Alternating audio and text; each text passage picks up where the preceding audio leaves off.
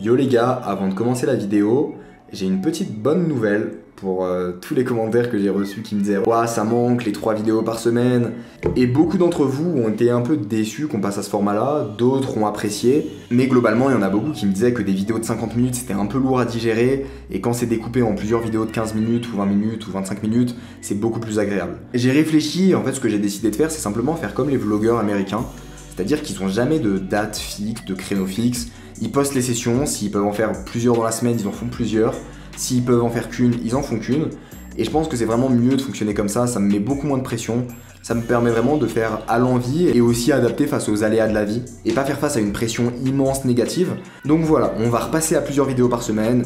On a essayé les grosses vidéos de 5 minutes. Ça plaît quand même moins, donc on va repasser à l'ancien format. On aura toujours la vidéo du dimanche qui sortira à 18 h, et ensuite pour les autres vidéos, on fera un peu au feeling, selon l'énergie, selon le temps qu'on a. Donc voilà, ça sortira, n'oubliez pas d'activer la cloche, mais je préfère vraiment ce processus qui est le plus optimal, je pense, sur le long terme. Enfin voilà, il y aura entre 2, 3, 4 vidéos par semaine, ça variera selon les semaines. Bref, j'espère que vous kiffez cette petite nouvelle. Encore une fois, vu qu'il n'y a pas de date fixe, n'oubliez pas d'activer la cloche pour ne pas louper les vidéos. Et je vous laisse tout de suite avec ce petit vlog. Régalez-vous. Et on se retrouve pour une série de petites sessions qui ont été jouées à la suite. On commence directement avec la première. Je dépose 10 000 pesos sur la table, l'équivalent de 500 $. Et directement, comme d'habitude au Mexique, je suis très actif. J'ai un bon rythme à la table, je bluffe beaucoup de petits pots, ça marche assez bien. Et arrive une main vraiment très surprenante. J'ai dame de suité au cut-off. Il y a un limp en milieu de position d'un joueur qui est un joueur régulier qui vit du poker, mais qui a un style de jeu vraiment très particulier qui ressemble à aucun reg. Pour autant, c'est un gars qui, j'ai l'impression, sait réfléchir, mais de l'autre côté, il a pas de structure dans ses stratégies, je pense qu'il a vraiment jamais étudié le jeu théoriquement, etc. Et donc il décide de call en milieu de position. Notez que ce joueur n'a quasiment pas de range d'open, c'est que As-Roi, Roi-Roi, Dame-Dame. Il décide de limp, j'ai dame de suite au cut-off, je relance à 300 pesos, tout le monde fold sauf ce joueur qui décide de me call, et on se retrouve sur un flop valet 3-5 avec un tirage couleur. C'est un joueur qui est là très souvent, je suis très agressif contre lui, ça marche très bien, donc je décide de continuer, il check et je mise 400 pesos en bluff. Là-dessus, il décide de call.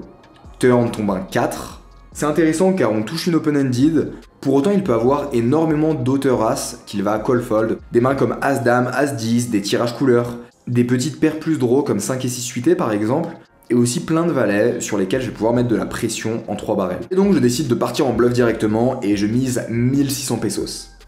Il hésite un long moment, et puis il finit par call, et river tombe une carte intéressante qui est le 7. Il y a tous les tirages couleurs qui manquent, pour autant il a quelques 6 dans sa range, typiquement des mains comme 5 et 6 comme on disait. C'est un joueur qui a tendance à pas mal fast play comme tous les joueurs au Mexique, c'est-à-dire que quand ils ont une bonne main, ils mettent les sous au milieu directement, donc j'exclus vraiment les mains comme 3-3, 5-5, 4-4. Et pour autant, il y a encore beaucoup de mains comme Valet 10, Valet 9 qui vont pouvoir fold là-dessus. Et donc je décide de mettre le 3ème en bluff, le spot est juste trop rentable, ça va folder 80-95% du temps. Je décide de miser 3000 pesos, il call très rapidement. C'est bizarre parce que je le vois pas call autre chose qu'un 6, pour autant avec un 6 il aurait relancé. Et il retourne une paire de 8. What the fuck? Ok, sur le moment je suis ultra choqué de ce call. J'attends pas du tout à voir ça. Ils ont fait que de me montrer des folds de mutants. Et en fait, le mec s'est juste adapté quoi. Il a vu que j'en foutais partout, il a vu que j'étais hyper agressif. Et du coup, il s'est adapté à ça. Franchement, bien joué à lui. Pour autant, maintenant, je vais bien le punir et je vais jouer que en value contre lui. Et dans la suite de la session, je continue à beaucoup miser en bluff, beaucoup à arracher de pot. Et il y a quand même beaucoup de pots que j'arrive pas à bluff, où ça montre énormément d'agressivité en face. À ce moment-là, je sais pas trop si c'est parce que je run très mal, mais quasiment à chaque fois que je mise, je me fais raise. Au final, je suis down de 6000 pesos sur la session, et donc je décide de remettre des sous pour revenir au stack initial. Ma table est vraiment particulière, elle ressemble à rien de ce que j'ai joué au Mexique, les mecs sont hyper larges pré-flop, ça se bagarre beaucoup. Bref, on change de plan, on va resserrer les ranges, et on va bien jouer en value, bien gras. Et petit à petit, j'arrive quand même à récupérer quelques petits pots, j'arrive à bluffer contre certains joueurs spécifiques, gagner des petits pots en value, et arrive une main vraiment intéressante.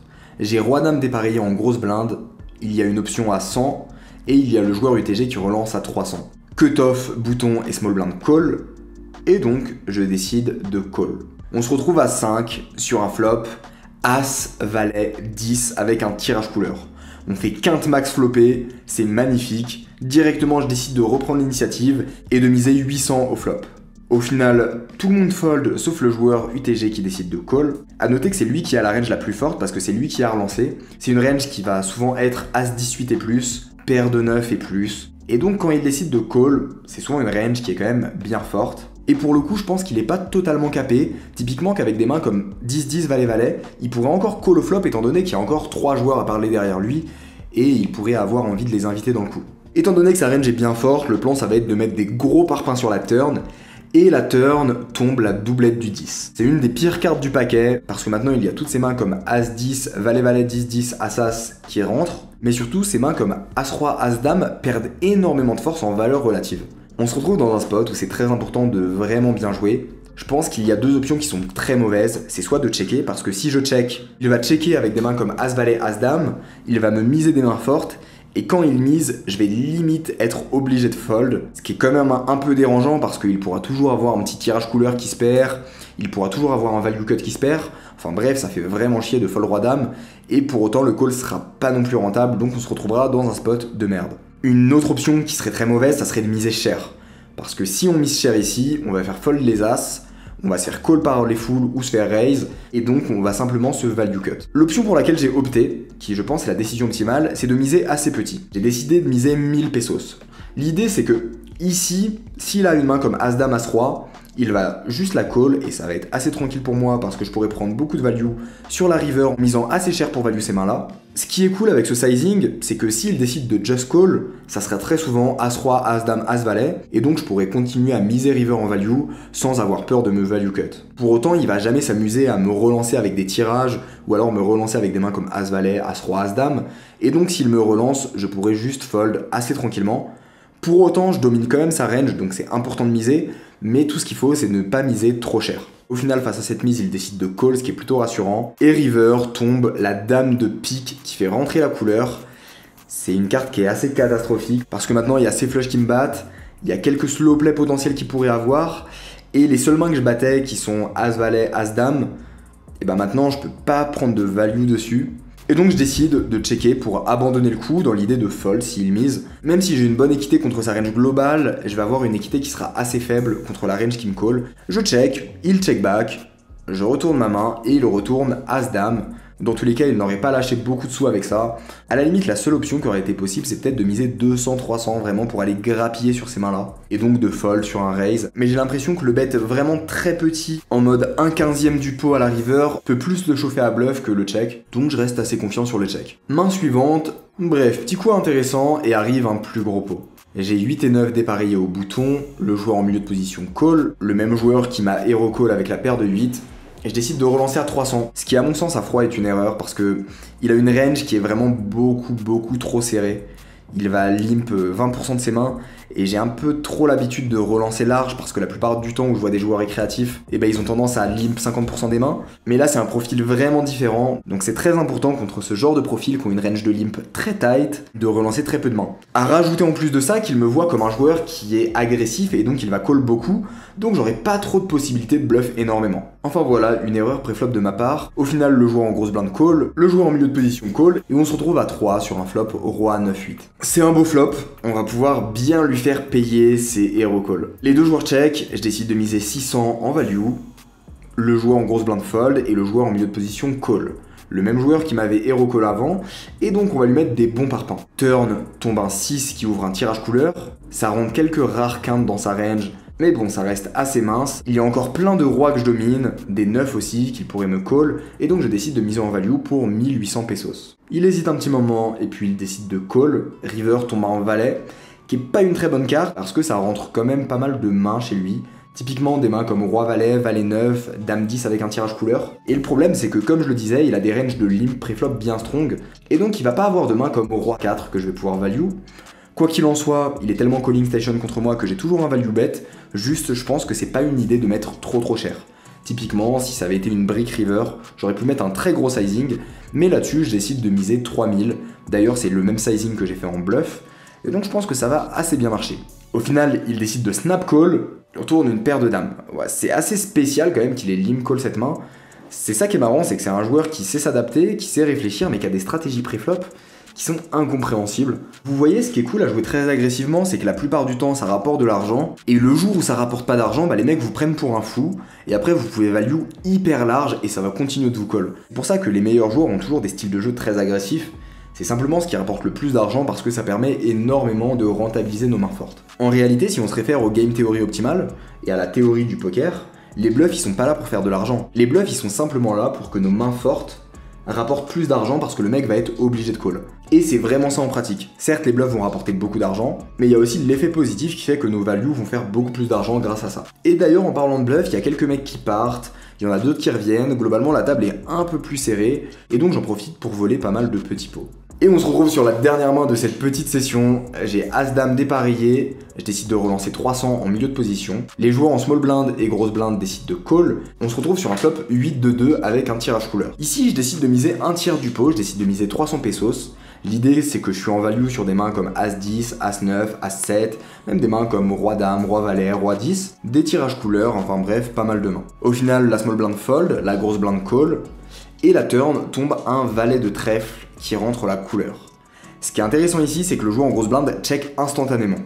Alors à noter qu'au Mexique, si vous avez l'occasion d'aller jouer là-bas, il y a un truc qui est énorme, c'est que les mecs sont très expressifs. Étant donné qu'il y a beaucoup moins de joueurs qui vont analyser leur comportement, ils vont beaucoup moins dissimuler leurs émotions, ils vont beaucoup moins dissimuler leurs ressentis. Et il y a des timing tails qui sont énormes. Typiquement, quand un mec touche des nuts sur une carte qui tombe, il va toujours attendre 3-4 secondes, ça va se voir, il va être réactif émotionnellement. Enfin bref, c'est vraiment très marquant.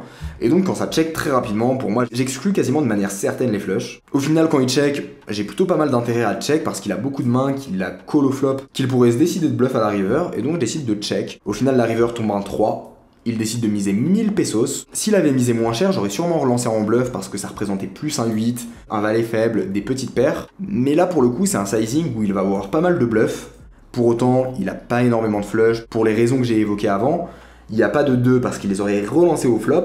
Et franchement, un valet, je pense pas que ça size aussi cher. Souvent, de ce que je vois de la population, quand les mecs ils ont une paire, quand il y a une doublette, une couleur sur le board, même si elle connecte pas énormément ma range, les mecs vont vraiment réduire leur sizing ou alors beaucoup checker à la river. Typiquement ici, ce que je verrais, c'est miser 400, 500 avec un valet ou alors checker. Mais je vois très peu de mises supérieures à la moitié du pot, avec une paire qui a une valeur absolue sur le board qui est assez faible. Et donc pour ces raisons, je décide de call. Il nous retourne un beau roi dame off et on gagne ce pot. Après 4 heures de session, on finit à 5300 pesos de profit. Une petite session ok, on se retrouve directement pour la suite. D'ailleurs les gars, si vous kiffez la vidéo, si vous kiffez le contenu, surtout n'hésitez pas à lâcher un gros beau like et à vous abonner. Ça fait déjà super plaisir d'avoir passé les 10K abonnés, mais c'est pas fini, on en veut toujours plus, vous savez ce que c'est. Et d'ailleurs pour ceux qui sont intéressés par le côté technique, pensez à rejoindre le Telegram, il y a des coachings gratuits toutes les semaines, il y a les replays dedans. Bref, ce Telegram c'est vraiment une bombe en termes d'efficacité. Si vous voulez progresser, ça va énormément vous apporter. Donc franchement, foncez. Tout est totalement gratuit, j'ai justement fait pour la communauté, pour pouvoir vous apporter un maximum. Et c'est vraiment un cadeau que je vous fais en retour de tout le soutien que vous m'apportez. Donc voilà, franchement, foncez, c'est que du bénéf. Bon, fin de la session, j'attends toujours Hugo, qui veut pas venir. Je fais que de lui dire dernier tour de blinde. Et il veut pas venir, c'est vraiment un putain de geek. Donc ouais, session, j'ai fini à... Vous avez le résultat exact ici. Une session qui s'est finie up, qui avait très mal commencé. Mais bon, ça finit plutôt bien, donc plutôt cool. Je suis éclaté. Je suis éclaté. On se retrouve très vite pour une prochaine session dans le vlog. Ça m'a demandé pas mal d'énergie de changer complètement mon playstyle. C'est assez bizarre, la table était tellement différente de d'habitude, les joueurs étaient tellement différents. Donc un peu étonné. Mais bon, c'est intéressant. C'est très intéressant à montrer en tout cas. Voilà, j'espère que vous avez kiffé. On se retrouve tout de suite pour une prochaine session. Bon, avec Hugo, on s'est embrouillé avec la sécurité. De fou. Parce qu'en gros, ils lui ont donné un mauvais pourcentage, ils lui ont pris trop de rake. Ouais. Et du coup, on s'est embrouillé et tout. On a dit non, non, ça va pas se passer comme ça. Nous, on va pas payer. Nous, on va pas payer. Au final, on avait tort. Au final, ouais. Ouais, du coup, on se fait baiser. Du coup, on a fait un scandale pendant 10 minutes pour rien. Pour venir dire ah désolé, ça venait de nous en fait. On est débiles. On est les pires. On est débiles. Ça arrive Bref, de temps en temps. Patricio, t'as bien pris toi, un petit enfoiré. Hein. Ouais, Toi, on te voit sur les tables. Hein. Petit 14K là, ça fait plaisir. Tu te tchatches avec les gens, mais par ouais. contre, tu les défonces bien. Adios. Adios. Ah, tu te régales, toi. On arrive sur notre nouvelle session, je décide de caver 15 000 pesos, l'équivalent de 750 €. En fait, je pensais que c'était 10 000 le maximum, mais c'est 15 000, donc c'est plutôt cool, on va pouvoir jouer des plus gros pots plus tôt. Je me retrouve sur la même table qu'Hugo, et directement, je vois que la table, elle est assez chaude. Un peu comme la dernière session, les mecs sont beaucoup calling station. Je sais pas, il y a la saison des pluies qui arrive au Mexique, peut-être ça les énerve, je sais pas, je comprends pas, mais en tout cas, ils sont beaucoup plus excités que d'habitude. Rien à voir avec nos débuts au Mexique. Directement, on se retrouve sur un spot de fou. Il y a un Mississippi au bouton à 100, tout le monde fold jusqu'à moi, et donc je relance à 400 contre le Mississippi. La joueuse au Mississippi décide de call, on tombe sur un flop Dame Valet 7, je décide de miser 400 pesos, elle call, et turn tombe le roi qui me donne quinte max. C'est une joueuse que j'ai pas mal vu jouer, elle a tendance à pas mal miser d'elle-même, des mains assez faibles. Ici je décide de check pour lui laisser miser des rois, des doubles paires, dans le plan de raise et de lui prendre un maximum d'argent. Je check, elle mise 900 pesos, il lui reste à peu près 8000 au total, je décide de relancer à 3000 pesos. Et là, elle hésite 3, 4, 5 minutes, 6 minutes, et elle finit par fold roi-valet. Oh waouh. Hugo était à ma table et on s'est beaucoup questionné sur ce fold. Et en fait, on en a conclu que c'est des notions d'habitude. C'est-à-dire que les gens vont avoir tendance à respecter les lines qu'ils voient très peu ou alors qu'ils ont vu que en value. Typiquement, c'est un move qui aurait très bien pu marcher à Vegas parce que les mecs se sont déjà fait bluffer dans cette line. Et donc, ils comprennent qu'il peut y avoir des bluffs et ils call.